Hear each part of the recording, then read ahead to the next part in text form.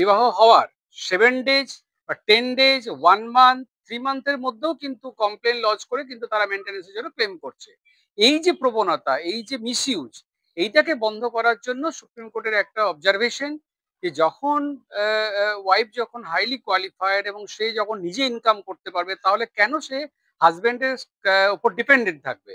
কারণ যখন স্বাধীনতার প্রশ্ন আসে বা যখন ইন্ডিপেন্ডেন্সের প্রশ্ন আসে বা যেখানে আমরা আমরা স্বাধীন বা আমরা নিজেরা ইনকাম করতে পারি, আমরা নিজের পায়ে দাঁড়াতে পারি, এই ব্যাপারটা যখন আসছে, সুপ্রিম কোর্ট সেটা বোঝাতে চেয়েছে যে যদি কোনো ওয়াইফ হাইলি কোয়ালিফাইড হন এবং তার যদি ইনকাম করার ক্ষমতা থাকে তাহলে আননেসারি সে কেন ওয়াইফ হাজবেন্ডের উপর ডিপেন্ড করবে? হাজবেন্ড তাকে মান্থলি মেনটেন্স দেবে, সেগুলো থেকে উনি তার চালাবেন। এক্ষেত্রে যেটা দেখা যাচ্ছে যে ক্লেমটা যে মেনটেনেন্স মিন্স কি, যে তাকে যে ডেলি যে নিডস বা তার থাকার বাসস্থান, এইগুলো কিন্তু মেটানোর জন্যই কিন্তু মেনটেনেন্সটার কনসেপ্টটা এসছে। কিন্তু এখানে যেটা দেখতে পাচ্ছি যে একজন বিএমডব্লিউ ক্লেম করছে, একটা ফ্ল্যাট ক্লেম করছে এবং সেখানে 12 ক্রোর যেটা ক্লেম করছে, সেক্ষেত্রে কিন্তু সুপ্রিম কোর্ট একটা রাশ টানতে চাইছেন যে এই প্রবণতা যে একজন যে ওয়াইফ সে হাইলি কোয়ালিফাইড হওয়া সত্ত্বেও, তার ইনকাম করার ক্ষমতা থাকা সত্ত্বেও সে আননেসারি একটা হাজবেন্ডের উপর সে এগুলো চাপিয়ে দিচ্ছে।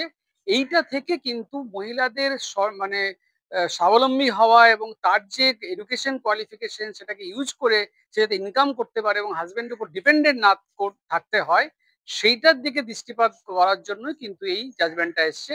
এইটা আমরা আমরা আমরা আমরা যেটা আইনজীবী যারা আছি আমরা এটাকে সাদরে গ্রহণ করছি। কারণ ম্যাক্সিমাম ক্ষেত্রে দেখা যায় যে একটা হাজবেন্ড তার যে ইনকাম, সেই ইনকামের ম্যাক্সিমামটা কিন্তু তার ওয়াইফকে দিয়ে দিতে হয় এবং সেক্ষেত্রে ওয়াইফ তার যোগ্যতা থাকা সত্ত্বেও, তার কর্মক্ষমতা থাকা সত্ত্বেও সে কিন্তু আইডেল হয়ে যায় এবং সেই হাজবেন্ড যে টাকাটা পাঠাবেন তার উপর ডিপেন্ডেন্ট করে থাকতে হয়। এইখান থেকে বেরিয়ে আসার জন্য যারা এডুকেটেড মহিলা, যারা ইনকাম নিজেরা করতে পারবেন, তাদেরকে স্বাবলম্বী করার জন্য এই জাজমেন্টটা এসছে। আরেকটা যেটা বিষয় আছে যে আমরা ক্ষেত্রে সুপ্রিম কোর্টে অবজারভেশনে দেখেছি যে যদি কোনো এডুকেটেড মহিলা হয় সেখান থেকে একটা ইন্ট্রিম অর্ডার দেওয়া হয় যে এই যে ওয়াইফ যতদিন না কোনো একটা চাকরি পাচ্ছে ততদিন তার হাজবেন্ডকে সেই মেনটেন্যান্সটা দিতে হবে। এই ধরনের জাজমেন্টও কিন্তু আমরা দেখেছি।